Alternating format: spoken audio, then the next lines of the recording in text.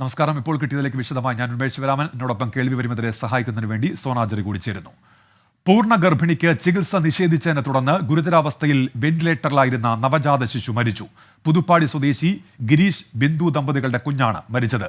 Gynaecology doctor ഇല്ലാത്തതിനാൽ കുട്ടി പുറത്തേക്ക് വരാതിരിക്കാൻ അടിവസ്ത്രം ഉപയോഗിച്ച് കെട്ടിയത് നിമിത്തം കുട്ടിയുടെ തലയ്ക്ക് ക്ഷതമേറ്റിരുന്നു. കഴിഞ്ഞ 4 മാസമായി കോഴിക്കോട് മെഡിക്കൽ കോളേജിൽ വെന്റിലേറ്ററിലായിരുന്നു കുഞ്ഞ്. ചികിത്സാ പിഴവുമായി ബന്ധപ്പെട്ട വാർത്ത 24 പുറത്തുവിട്ടതിന് പിന്നാലെ മനുഷ്യാവകാശ കമ്മീഷൻ കേസെടുത്തിരുന്നു. രാഹുൽ സുരേഷ് ഉണ്ട് ഇപ്പോൾ കോഴിക്കോട് നിന്ന് വിവരങ്ങളുമായി. രാഹുൽ, വിശദാംശങ്ങൾ. ഉന്മേഷ്, ഈ കുട്ടി കഴിഞ്ഞ 4 മാസമായി കോഴിക്കോട് മെഡിക്കൽ കോളേജിലെ വെന്റിലേറ്ററിൽ തുടരുകയായിരുന്നു. അതിനിടെ ഇന്നലെ പുലർച്ചെയാണ് നവജാത ശിശു മരിക്കുന്നത്. കോഴിക്കോട് പുതുപ്പാടി സ്വദേശിയായ ഗിരീഷിന്റെയും ബിന്ദുവിന്റെയും നവജാത ശിശുവാണ് ചികിത്സാ പിഴവെന്ന പരാതി നിലനിൽക്കെ മരിച്ചിട്ടുള്ളത്. ഈ സംഭവം നടക്കുന്നത് കഴിഞ്ഞ ഡിസംബർ 13-നാണ്. ബിന്ദുവിനെ പ്രസവ വേദനയുമായി താമരശ്ശേരിയിലെ താലൂക്ക് ആശുപത്രിയിൽ എത്തിക്കുന്നു. അവിടെ ഗൈനക്കോളജി ഡോക്ടർ ഇല്ല എന്ന പേരിൽ ഈ ബിന്ദുവിനെ കോഴിക്കോട് മെഡിക്കൽ കോളേജിലേക്ക് റെഫർ ചെയ്യുകയായിരുന്നു. അതിനിടയിലാണ് കുട്ടി പുറത്തേക്ക് വരാൻ തുടങ്ങിയത്. വേണ്ടത്ര ചികിത്സ നൽകുന്നതിന് പകരം അടിവസ്ത്രം ഊരിയ ശേഷം ഈ കുട്ടി പുറത്തേക്ക് വരാത്ത രീതിയിൽ കെട്ടിവെച്ചു. കോഴിക്കോട് മെഡിക്കൽ കോളേജിൽ എത്തിയപ്പോഴാണ് പ്രസവം നടക്കുന്നത്. പക്ഷേ ഈ തുണി വെച്ച് കെട്ടിയത് മൂലം കുട്ടിയുടെ തലയ്ക്ക് ഗുരുതരമായി ക്ഷതമേറ്റിരുന്നു. ആ നിമിഷം മുതൽ ഇന്നലെ വരെ കുട്ടി വെന്റിലേറ്ററിൽ തുടരുകയായിരുന്നു. അങ്ങനെയാണ് മരിക്കുന്നത്.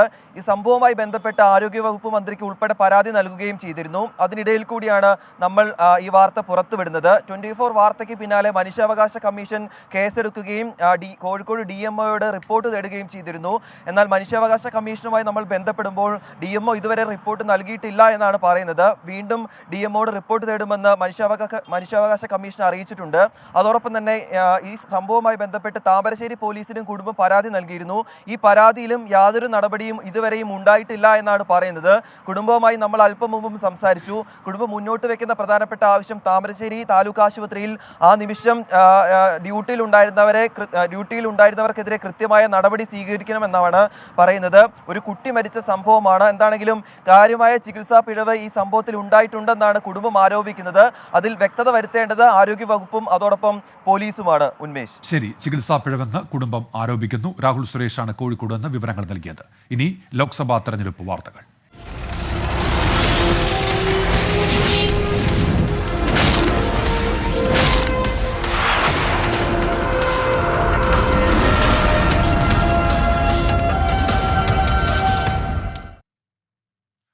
തിരുവനന്തപുരം കാട്ടാക്കടയിലെ പ്രചാരണ യോഗത്തിൽ മാസപ്പടി ആരോപണം ഉന്നയിച്ച് പ്രധാനമന്ത്രി നരേന്ദ്രമോദി.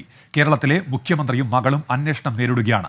ഇരുവർക്കും കൈക്കൂലി നൽകിയെന്ന് CMRL ഉദ്യോഗസ്ഥർ പറഞ്ഞു. അഴിമതി അന്വേഷണം തടയാൻ സർക്കാർ മുഴുവൻ സംവിധാനവും ഉപയോഗിച്ചു. കേന്ദ്ര സർക്കാർ ഇടപെട്ടില്ലായിരുന്നുവെങ്കിൽ മാസപ്പടി കേസ് പുറം ലോകം അറിയില്ലായിരുന്നുവെന്നും പ്രധാനമന്ത്രി പറഞ്ഞു.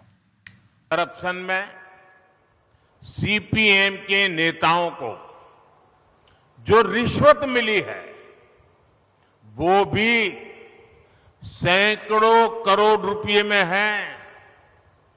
जैसे अकेले त्रिशूर में ही 80 से ज्यादा अघोषित खातों में 25 करोड़ रुपए की रिश्वत जमा है. Cochin minerals and rutile limited से जुड़े एक और घोटाले में आरोपियों ने सीधे मुख्यमंत्री और उनकी बेटी तक को रिश्वत दिए जाने की बात स्वीकार की है. इस केस की जांच ना हो, इसके लिए केरला सरकार पूरी ताकत लगा रही है. സ്വർണ്ണക്കടത്തും കരുവന്നൂർ തട്ടിപ്പും പ്രസംഗത്തിൽ പ്രധാനമന്ത്രി പരാമർശിച്ചു. LDF-ഉം UDF-ഉം അഴിമതി നടത്താനുള്ള താവളമായി കേരളത്തെ മാറ്റി. ഇരു മുന്നണികളും പരസ്പരം പോരടിക്കുന്നതായി അഭിനയിക്കുകയാണെന്നും പ്രധാനമന്ത്രി പറഞ്ഞു. രാവിലെ കുന്നംകുളത്തെ പ്രചാരണ യോഗത്തിലും പ്രധാനമന്ത്രി കരുവന്നൂർ വിഷയം ഉന്നയിച്ചിരുന്നു. അലക്സ് റാം മുഹമ്മദ് ചേരുന്നു ഇപ്പോൾ വിവരങ്ങളുമായി. തിരുവനന്തപുരത്ത് നിന്ന് അലക്സ്, പ്രധാനമന്ത്രി മാസപ്പടി ഉന്നയിക്കുന്നു. നേരത്തെ നമ്മൾ കരുവന്നൂരിൽ അദ്ദേഹം ഉന്നയിച്ച വിമർശനങ്ങൾ കേട്ടതാണ്. കാട്ടാക്കട പ്രസംഗത്തിലടക്കം അദ്ദേഹം എന്തൊക്കെ വിഷയങ്ങൾ ഉയർത്തി? അലക്സ്. ഉന്മേഷ, പ്രധാനമന്ത്രി നരേന്ദ്രമോദി സാധാരണഗതിയിൽ കേരളത്തിലെത്തുമ്പോൾ അദ്ദേഹം നടത്തുന്ന പൊതുസമ്മേളനങ്ങളിലെ പ്രസംഗങ്ങളിൽ സ്വീകരിക്കാത്ത സമീപനമാണ് അദ്ദേഹം ഇന്ന് സ്വീകരിച്ചതെന്ന് നിസ്സംശയം പറയാം. കാരണം CPIM-നെ കടന്നാക്രമിക്കുകയായിരുന്നു പ്രധാനമന്ത്രി നരേന്ദ്രമോദി. അതിൽ സ്വർണ്ണക്കടത്തു കേസ്, കരുവന്നൂർ വിഷയം, സഹകരണ ബാങ്കുകളിലെ കൊള്ള, അഴിമതി, ഒപ്പം മാസപ്പടി വിവാദം, ഇതെല്ലാം ഉയർത്തിയായിരുന്നു പ്രധാനമന്ത്രി നരേന്ദ്രമോദി ഇന്ന് കാട്ടാക്കടയിലും CPIM-നെയും മുഖ്യമന്ത്രി പിണറായി വിജയനെയും കടന്നാക്രമിച്ചത്. ഇന്ന് ഈ മാസപ്പടി കേസിൽ അദ്ദേഹം പറഞ്ഞത് ഇങ്ങനെയാണ്: മുഖ്യമന്ത്രിക്കും മകൾക്കും കൈക്കൂലി നൽകിയെന്ന് CMR ഉദ്യോഗസ്ഥർ തന്നെ പറഞ്ഞു. അത് ഈ അഴിമതി അന്വേഷിക്കുന്നത് തടയിടാൻ സംസ്ഥാന സർക്കാരിൻ്റെ പൂർണ്ണമായ ശക്തിയും ഉപയോഗിച്ച് ശ്രമം നടത്തി എന്നാണ് അദ്ദേഹം വിമർശിച്ചത്. മോദി സർക്കാർ ഇടപെട്ടില്ലായിരുന്നെങ്കിൽ ഈ കേസ് പുറം ലോകം കാണില്ലായിരുന്നു എന്ന വിമർശനമാണ് അദ്ദേഹം ഉന്നയിച്ചത്. സമാനമായി തന്നെ സ്വർണ്ണക്കടത്ത് കേസും അദ്ദേഹം പരാമർശിക്കുകയുണ്ടായി. ഇടതു വലത് സർക്കാരുകൾ കേരളത്തെ കൊള്ളയടിക്കാനുള്ള അവരുടെ താവളങ്ങളാക്കി മാറ്റിയെന്നാണ് പ്രധാനമന്ത്രിയുടെ വിമർശനം. സ്വർണ്ണക്കടത്തുകാർക്ക് സംരക്ഷണം നൽകുന്നു എന്ന ആരോപണം നേരിടുന്ന സർക്കാരാണ് സംസ്ഥാനം ഭരിക്കുന്നത്. പ്രതികളെ സംരക്ഷിക്കാൻ സർക്കാർ സംവിധാനം ദുരുപയോഗം ചെയ്തു എന്ന ആരോപണവും നിലനിൽക്കുന്നുണ്ട്. കേരളത്തിലെ സാധാരണക്കാരുടെ പണം മോഷ്ടിക്കപ്പെടുകയാണ്. 300ഓളം സഹകരണ ബാങ്കുകളിൽ നിന്ന് ഏതാണ്ട് 1 ലക്ഷം കോടിയുടെ കൊള്ളയാണ് CPIM നടത്തിയിരിക്കുന്നതെന്നും CPIM-ന്റെ തൃശൂർ ജില്ലാ സെക്രട്ടറി ഏതാണ്ട് 100 കോടി രൂപയുടെ അഴിമതി നിഴലിലാണെന്നും അദ്ദേഹം ആരോപിക്കുന്നുണ്ട്. CPIM ഭരിക്കുന്ന ബാങ്കുകളിലെല്ലാം കൊള്ള നടക്കുന്നു എന്നാണ് അദ്ദേഹം ആരോപിക്കുന്നത്. അഴിമതിക്കെതിരെ ശക്തമായ പോരാട്ടം നടത്തും, ശക്തമായി നിലകൊള്ളും, അഴിമതിക്കാരും രക്ഷപ്പെടില്ല എന്ന മുന്നറിയിപ്പ് കൂടി നൽകിയാണ് പ്രധാനമന്ത്രി വേദി വിട്ടത്. ശരി, അലക്സ് റാം മുഹമ്മദാണ് വിശദാംശങ്ങൾ നൽകിയത്. പ്രധാനമന്ത്രിയുടെ കേരള സന്ദർശനത്തെ പരിഹസിച്ച് മുഖ്യമന്ത്രി പിണറായി വിജയൻ കേരളത്തിൽ നിന്ന് ഒരു BJP പ്രതിനിധി വേണമെന്ന മോഹം ആർക്കും ആവാമല്ലോ എന്ന് മുഖ്യമന്ത്രി. BJP അംഗീകരിക്കുന്ന കാര്യം ഉദിക്കുന്നതേയില്ല. ആവാസ് പദ്ധതി വഴി വീടുകൾ നൽകുമെന്ന മോദിയുടെ പ്രഖ്യാപനം തമാശയാണ്. ലൈഫ് മിഷൻ വീടുകൾക്കുള്ള തുകയെങ്കിലും കേന്ദ്രം കൃത്യമായി തരണമെന്നും മുഖ്യമന്ത്രി പറഞ്ഞു.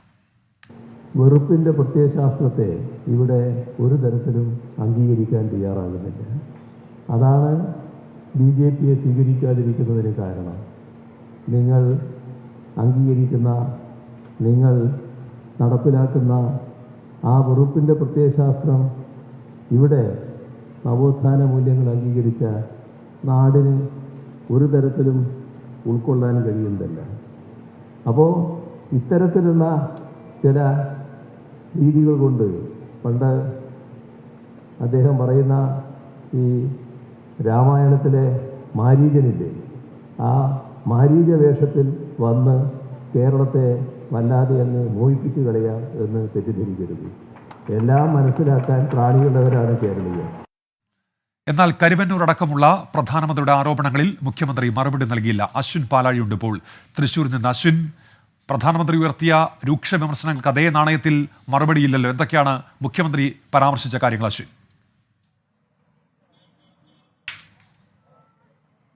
ഉന്മേഷ്, പ്രധാനമന്ത്രിയും മുഖ്യമന്ത്രിയും ഇന്ന് ഒരു ദിവസം തൃശ്ശൂരിലെ 2 പരിപാടികളിൽ പങ്കെടുത്തു എന്നുള്ള സവിശേഷത കൂടിയുള്ള ദിവസമാണിന്ന്. പക്ഷേ പ്രധാനമന്ത്രിയുടെ കേരള സന്ദർശനത്തെയും കുന്നംകുളത്ത് അദ്ദേഹം നടത്തിയ പ്രസംഗത്തെയും അടിമുടി പരിഹസിക്കുന്നതായിരുന്നു ഇന്ന് ഇരിങ്ങാലക്കുടയിൽ മുഖ്യമന്ത്രിയുടെ പ്രസംഗം. തുടക്കം മുതൽ പ്രധാനമന്ത്രി നൽകിയ വാഗ്ദാനങ്ങൾ, കേരളത്തിൽ നൽകിയ വാഗ്ദാനങ്ങളെ അടിമുടി പരിഹസിച്ചുകൊണ്ടായിരുന്നു. അത് ലൈഫ് മിഷൻ ആയിക്കോട്ടെ, അതടക്കമുള്ള ആയുഷ് മിഷൻ, ആയുഷ്വാസ്, അങ്ങനെയുള്ള കേന്ദ്രത്തിന്റെ പല പദ്ധതികളും കേരളത്തിന് വലിയ വാഗ്ദാനങ്ങളായാണ് പ്രധാനമന്ത്രി അവതരിപ്പിച്ചത്. പക്ഷേ ഇതെല്ലാം കേരളത്തിൽ പണ്ടേക്ക് പണ്ട് നടപ്പാക്കിയ പദ്ധതികളാണ്. അതിന് ഒരു തരി സഹായം പോലും നൽകാൻ കേന്ദ്രം തയ്യാറായിട്ടില്ല എന്നുള്ളൊരു ആരോപണം കൂടി പറയുന്നുണ്ട്. ഒപ്പം ലൈഫ് മിഷൻ വീടുകൾക്ക് കേന്ദ്രം നൽകി വന്നിരുന്ന 1.25 ലക്ഷം രൂപ കൊണ്ടൊരു വീട് പണിയാനാകുന്ന സാഹചര്യമല്ല ഇന്ന്. ആ പണം പോലും ഇന്ന് പിടിച്ചുവെക്കുന്ന ഒരു ഇടപെടൽ കേന്ദ്രത്തിന്റെ ഭാഗത്തു നിന്ന് ഉണ്ടാകുന്നു എന്ന് പറയുന്നുണ്ട്. ഒപ്പം കേരളത്തിൽ നിന്ന് കേന്ദ്രത്തിലേക്ക് BJP-യുടെ പ്രതിനിധികൾ വേണം എന്നൊരു മോഹം പ്രധാനമന്ത്രിക്കുണ്ട്. പക്ഷേ അത് കേരളത്തിൽ ഇത്തവണ ഉണ്ടാകില്ല. ഒരു മോഹം സാധാരണ BJP പ്രവർത്തകൻ മുതൽ കേന്ദ്രത്തിലിരിക്കുന്ന പ്രധാനമന്ത്രിക്ക് വരെ ഒരു മോഹമാകാം. പക്ഷെ അത് മോഹം മാത്രമായി തുടരും. കേരളത്തിൽ നിന്നൊരു BJP-കാരൻ പോലും കേന്ദ്രത്തിലേക്ക് വരില്ല എന്നുള്ള ഒരു കാര്യമാണ് പറയുന്നത്. എന്തായാലും കരുവന്നൂരടക്കമുള്ള സുപ്രധാന വിഷയങ്ങളിൽ മോദിക്ക് മറുപടി ഇല്ലാതെ കൂടിയാണ് പിണറായി വിജയന്റെ പ്രസംഗം അവസാനിച്ചതെന്നുള്ള പ്രത്യേകത കൂടിയുണ്ട്. അശ്വിൻ പാലാഴിയാണ് തൃശ്ശൂരിൽ നിന്ന് വിവരങ്ങൾ നൽകിയത്. വയനാട്ടിൽ തെരഞ്ഞെടുപ്പ് പ്രചാരണം കൊഴുപ്പിച്ച് രാഹുൽ ഗാന്ധി. സുൽത്താൻ ബത്തേരി അടക്കം 6 രാഹുൽ ഗാന്ധി റോഡ് ഷോ നടത്തിയത്. കേന്ദ്ര സർക്കാരിനെതിരെ രൂക്ഷ വിമർശനം രാഹുൽ ഗാന്ധി ഉയർത്തി. കർഷകരെ സഹായിക്കാത്ത നരേന്ദ്രമോദി കോടീശ്വരന്മാരുടെ ലോണാണ് എഴുതി തള്ളുന്നത് എന്ന് രാഹുൽ ഗാന്ധി കുറ്റപ്പെടുത്തി. കേന്ദ്രം കയറ്റുമതി ഇറക്കുമതി നയം മാറ്റുന്നത് വൻകിട മുതലാളിമാർക്ക് വേണ്ടിയാണെന്നും രാഹുൽ ഗാന്ധി വിമർശിച്ചു. Why can one of our brothers who is driving the auto rickshaw not be a leader? Why can one of our police people not be a leader? What does it mean? One leader. Why one leader? There should be millions of leaders in India. And that is the main difference between us and them. We want to listen to what is in the heart of our people. We want to love and respect their beliefs, their language, their religion, their culture, and they want to impose something from the top. We did not get freedom from the British to be colonized by the ideology of the RSS. We want India to be ruled by all her people. Mananthavady bishop house സന്ദർശിച്ച രാഹുൽ ഗാന്ധിക്ക് രൂപത അധികൃതർ നിവേദനം നൽകി. വൈകിട്ട് കോഴിക്കോട് കടപ്പുറത്ത് നടക്കുന്ന പ്രചാരണ പരിപാടികളിൽ രാഹുൽ ഗാന്ധി പങ്കെടുക്കും. സുജിത്ത് അയ്യപ്പത്ത്, സുജിത്ത്, വിവരങ്ങൾ.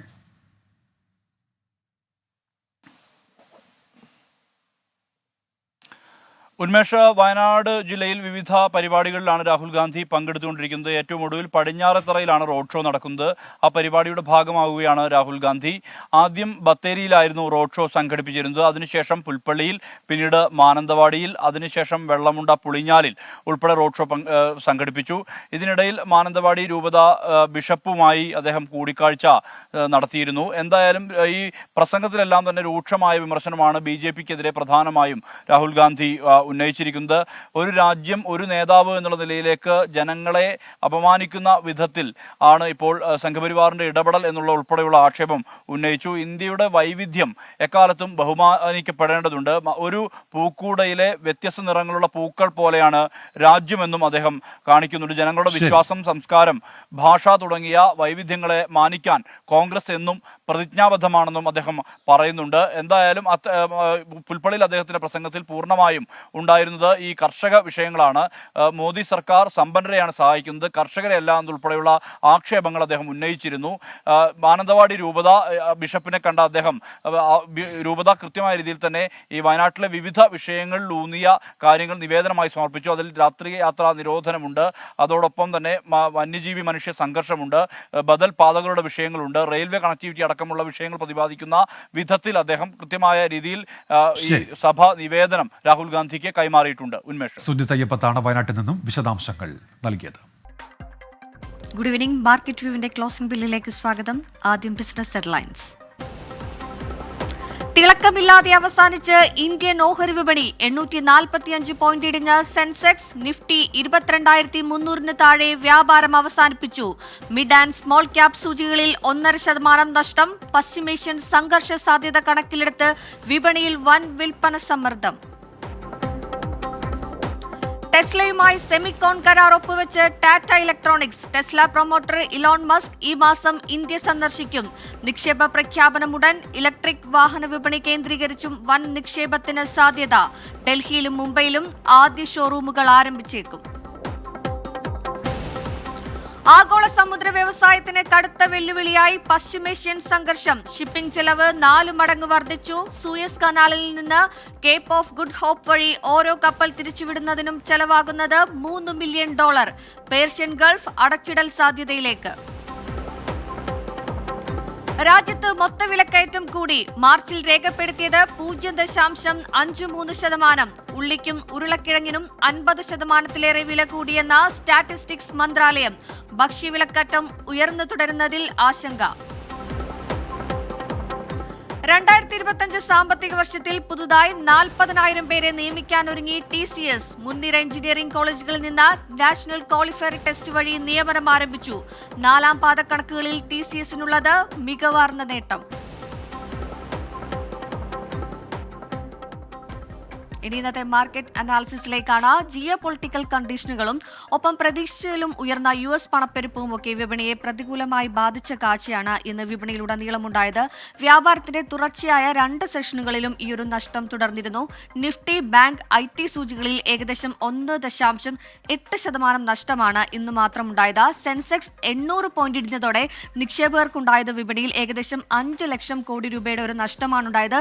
വിപണിയിൽ രാവിലെ വ്യാപാരം ആരംഭിച്ചപ്പോൾ മുതൽ തന്നെ വലിയ രീതിയിലുള്ള ഒരു നെഗറ്റീവ് മോഡ് നമുക്ക് പ്രകടമായിരുന്നു. ഈ ആഗോള വിപണിയിൽ ഉണ്ടായിരുന്ന ഒരു നെഗറ്റീവ് ഇമ്പാക്ട് ഇന്ന് ഇന്ത്യൻ ഓഹരി വിപണിയിലും പ്രതിഫലിച്ചു എന്ന് തന്നെ പറയാം. ഇനി സൂചികളിലേക്ക് വരികയാണെങ്കിൽ നാഷണൽ സ്റ്റോക്ക് എക്സ്ചേഞ്ച് സൂചികയായ നിഫ്റ്റിയുടെ എല്ലാ സൂചികകളും ഇന്ന് വ്യാപാരത്തിലുടനീളം തന്നെ ഒരു റെഡ് സിഗ്നലിലാണ് വ്യാപാരം നടത്തിയത്. ഇന്ന് ക്ലോസ് ചെയ്യുമ്പോൾ നിഫ്റ്റി 50 246 പോയിന്റ് ഇടിവിൽ 22,272 പോയിന്റിലാണ് ഇന്ന് വ്യാപാരം അവസാനിച്ചിരിക്കുന്നത്. നിഫ്റ്റി, ബാങ്ക് ഓഹരികളിലാണ് ഏറ്റവും കൂടുതൽ നഷ്ടമുണ്ടായത്. ഏകദേശം 1.8% 1.8% നഷ്ടം നിഫ്റ്റി ബാങ്ക് അതുപോലെ നിഫ്റ്റി IT ഓഹരികളിലൊക്കെ തന്നെ ഉണ്ടായിരുന്നു.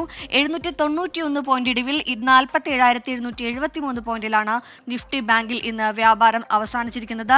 ഇനി ബോംബെ സ്റ്റോക്ക് എക്സ്ചേഞ്ചിലേക്ക് പോവുകയാണെങ്കിൽ വലിയൊരു വിൽപ്പന സമ്മർദ്ദം ബോംബെ സ്റ്റോക്ക് എക്സ്ചേഞ്ചിലും ഇന്ന് പ്രകടമായിരുന്നു. ബോംബെ സ്റ്റോക്ക് എക്സ്ചേഞ്ചിന്റെ സൂചികയായ സെൻസെക്സ് ഇന്ന് വ്യാപാരം അവസാനിപ്പിച്ചത് 845 പോയിന്റ് ഇടിവിൽ 73,399 പോയിന്റ് ഇടിവിലാണ്. പശ്ചിമേഷ്യൻ സംഘർഷ പശ്ചാത്തലത്തിലൊക്കെ തന്നെ ആഗോള വിപണികളിലും ഒരു നെഗറ്റീവ് ഇമ്പാക്റ്റിലാണ് വ്യാപാരം കഴിഞ്ഞ ദിവസങ്ങൾ അവസാനിപ്പിച്ചത്. ഈ ഒരു പ്രതിഫലനം ഇന്നും ഇന്ത്യൻ ഓഹരി വിപണിയിലും ഉണ്ടായെന്ന് തന്നെ പറയാം. ഇനി മാർക്കറ്റ് വ്യൂവിന്റെ പതിവ് സെഗ്മെന്റാണ്. DBFSൽ ഒരു അതിഥി എത്തും. DBFSന്റെ മാനേജിംഗ് ഡയറക്ടറായിട്ടുള്ള പ്രിൻസ് ജോർജ് ആണ്. Good evening Shri Prince George. Market ഇന്ന് വ്യാപാരം ആരംഭിച്ചപ്പോൾ മുതൽ ഒരു നെഗറ്റീവ് മോഡലായിരുന്നു. ഇന്ന് ക്ലോസ് ചെയ്തതും ഈ ഒരു നെഗറ്റീവ് മോഡൽ തന്നെയാണ്. എന്തൊക്കെയായിരിക്കും ഈ ഒരു ഇതിനുള്ളൊരു കാരണം? ഈ വരും ദിവസങ്ങളിലും ഇത്തരത്തിലൊരു ഹ്യൂജ് സെൽ ഓഫ് നടക്കുകയാണെങ്കിൽ നിക്ഷേപകരെ ഇത് ഏതൊക്കെ രീതിയിൽ ബാധിക്കും? Good evening Suryasree. ഇപ്പൊ കഴിഞ്ഞ ബുധനാഴ്ചയാണ് മാർക്കറ്റ് ഏറ്റവും ഹയർ ലെവലിൽ 22,750 എന്നുള്ള നിഫ്റ്റിയുടെ ഹയസ്റ്റ് പോയിന്റ് വന്നത്. അതിനുശേഷം വ്യാഴാഴ്ച അവധിയായിരുന്നു. വെള്ളിയാഴ്ചയും ഇന്നുമായിട്ട് 2 ദിവസം കൊണ്ട് 500 പോയിന്റ് നിഫ്റ്റിയിൽ ഇടിവ് വന്നിട്ടുണ്ട്. സെൻസെക്സിൽ 1500 മുകളിൽ പോയിന്റ് ഇടിവ് വന്നിട്ടുണ്ട്. അപ്പോൾ ഹൈയിൽ നിന്ന് നല്ലൊരു ഫോളാണ് 2 ദിവസം കൊണ്ട് വന്നിരിക്കുന്നത്. ഇന്നത്തെ ഫോളിന്റെ റീസൺ എല്ലാവരും പറയുന്നത് ഇറാനും ഇസ്രായേലും തമ്മിലുള്ള കോൺഫ്ലിക്റ്റും അതുകൊണ്ടുണ്ടാകാവുന്ന ദൂഷ്യങ്ങളും അല്ലെ എക്കണോമിക് കോൺസിക്വൻസസും ഒക്കെ കൊണ്ടാണെന്നാണ്. സെന്റിമെന്റ്സ് അഫക്റ്റഡ് ആയിട്ടുണ്ട് മാർക്കറ്റിൽ കുറച്ചെന്നുള്ള കാര്യത്തിൽ യാതൊരു സംശയവുമില്ല. എന്നാൽ ഗ്ലോബൽ മാർക്കറ്റുകളൊക്കെ കുറച്ച് നേരത്തെ നോക്കിയാൽ റിക്കവർ ചെയ്യുന്ന ഒരു സൂചനകൾ കണ്ടപ്പോഴും ഇന്ത്യൻ മാർക്കറ്റ് ക്ലോസിംഗിൽ വീണ്ടും താഴേക്ക് പോയി. എനിക്ക് തോന്നുന്നത് കഴിഞ്ഞ വെള്ളിയാഴ്ചയും ഇന്നുമായിട്ട് ഫോറിൻ ഇൻസ്റ്റിറ്റ്യൂഷൻസ് ഇന്ത്യൻ മാർക്കറ്റിൽ നല്ല രീതിയിൽ സെല്ല് ചെയ്തിട്ടുണ്ടെന്നുള്ളതാണ് തോന്നുന്നത്. അതിന് വേറൊരു കാരണം കൂടെയുണ്ട്. ഈ മൗറീഷ്യസുമായിട്ടുള്ള ഒരു എഗ്രിമെന്റ് റീവർക്ക് ചെയ്യുമ്പോൾ FISന് അത് അഡ്വാൻറ്റേജ് ഉള്ള ഒരു ടാക്സിന്റെ കാര്യത്തിൽ ഒരു ഡിസഡ്വാൻറ്റേജ് വരുന്ന ഒരു സിറ്റുവേഷൻ വരും. അതാണ് ഒരു റീസൺ എന്ന് ഞാൻ വിശ്വസിക്കുന്നു. ഏതായാലും ഇപ്പോൾ അടുത്ത ആഴ്ചത്തേക്കോ അടുത്ത ദിവസങ്ങളിലേക്കോ നോക്കിയാൽ ഒരു 22,000 ലെവലിൽ മാർക്കറ്റിന് നല്ല സപ്പോർട്ട് കിട്ടും. അതായത് ഇവിടെ നിന്ന് ഒരു 250 പോയിന്റിന് കൂടുതൽ താഴേക്ക് പോകാനുള്ള ചാൻസ് ഇല്ല. ഇനി യുദ്ധം കൂടുതലായിട്ട് മുറുകുന്ന ഒരു സിറ്റുവേഷനൊക്കെ വന്നാൽ കാര്യങ്ങൾ മാറും. അല്ലാത്ത പക്ഷം ഇവിടെ നിന്ന് ഒരു 250 പോയിന്റ് താഴെ മാർക്കറ്റിന് സ്ട്രോങ് ആയിട്ടൊരു സപ്പോർട്ട് വരും. അവിടെ സ്റ്റെബിലൈസ് ചെയ്യും. മാർക്കറ്റ് വ്യൂവിൽ അതിഥിയായി എത്തിയത്. ഏതായാലും വിപണി വരും ദിവസങ്ങളിലും ഒരു കൺസോൾട്ടേഷൻ സാഹചര്യത്തിലേക്കൊക്കെ പോകാനുള്ള സാധ്യതയുണ്ടെന്നാണ് സാമ്പത്തിക വിദഗ്ധർ വിലയിരുത്തുന്നത്. മാർക്കറ്റ് വ്യൂവുമായി ഇനി നാളെ കാണാം. ഇനി ഇടവേളയാണ്. ഇടവേളയ്ക്ക് ശേഷം ഇപ്പോൾ കിട്ടിയതുമായി ഉന്മേഷ് ശിവരാമൻ തുടരും.